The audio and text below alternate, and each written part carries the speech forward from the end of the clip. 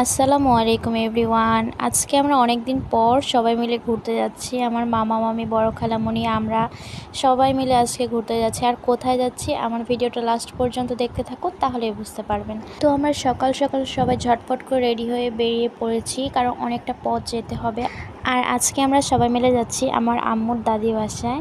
হ্যাঁ, আমার আম্মুর দাদি বাসায় অনেক দিন হয়ে গেলো যাওয়া হয় না। তো আমরা সবাই হুট করে প্ল্যানটা করি, যেহেতু অনেক দিন হয়ে গেছে কোথাও যাওয়া হয় না। তো আমরা সবাই প্ল্যান করলাম যে তাহলে আম্মুদের দাদু বাসায় যাওয়া যাক।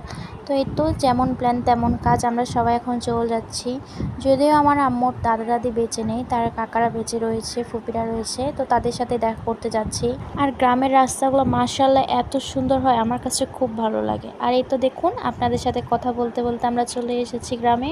আর গ্রামে ঢুকতে একটা অন্যরকম ফিলিংস হয়, মানে প্রকৃতির বাতাস, চারপাশে মাটির গন্ধ, অসাধারণ সুন্দর একটা পরিবেশ।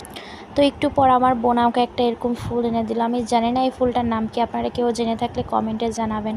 তো এই তো আমরা চলে এসেছি বাসায়। আর এখানে এসে উঠানে বসে বসে প্রকৃতির বাতাস অনুভব করছি। তো একটু পরে এখানে আমাদেরকে জাম্বুরা ভর্তা করে এনে দিল। আর সত্যি বলতে এত টেস্ট ছিল জাম্বুরা ভর্তাটা, এখনও আমার দেখে মুখে পানি চলে আসছে। তো যাই হোক, দেখুন গ্রামের পরিবেশগুলো কত সুন্দর হয়, তাই না?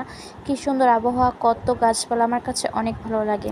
তো একটু পরে আমার বোন দৌড়ে এসে এখানে বলছিল পুকুর থেকে 4টা মাছ উঠেছে। তো তারপর আমরা ঘরে আসে দেখলাম, আর এসে দেখি এখানে সবাই মেহেদি পাতা উঠাচ্ছে, মানে বাসায় নিয়ে যাবে। তো এর মধ্যে আমরা সবাই খাওয়া দাওয়া শেষ করে নিয়েছি। খাওয়া দাওয়ার পর অনেকক্ষণ গল্প টল্প সবাই মিলে করেছে।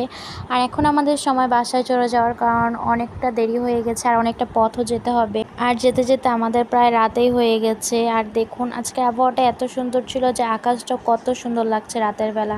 তো আমি ভাবলাম আপনাদের সাথে একটু শেয়ার করি, এত সুন্দর লাগছে রাতের বেলা আকাশটা, মানে অসাধারণ সুন্দর লাগছে আমার কাছে। তো আপনারা কে কে আমার ভিডিও গ্রাম থেকে দেখছেন অবশ্যই কমেন্ট করে জানাবেন।